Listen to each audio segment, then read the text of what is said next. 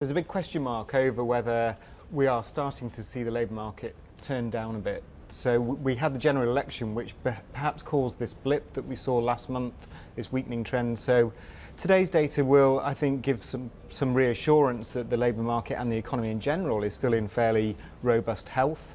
I'm not entirely convinced, so I think next month we could even see an uptick in unemployment again, because the survey data for July have turned down quite significantly, from the recruitment agency perspective and the overall business surveys, the PMI surveys. Indices there in July were the lowest for just over 2 years.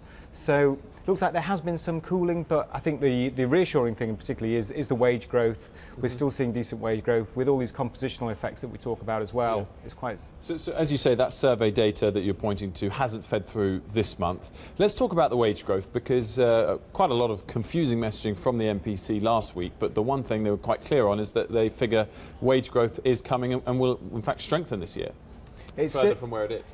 It's certainly looking that way, yes. Once you strip out the public sector, because we've got a lot of wage restraint there, when you look at the private sector, you were up to 3.8. If you include bonuses, 3.3% last month. I've not got all today's numbers to hand, but certainly this trend was really starting to pick up, especially in some sectors like construction and retail, where the economy is doing particularly well. So this is picking up. You've got compositional effects, which due to migrants and so forth, the Bank of England thinks is depressing wage growth by about 0.8%. So again, if you strip out that, you're into sort of near 4% wage growth, which is certainly historically the sort of levels of pay increase that the Bank of England have acted on in the past by tightening policy.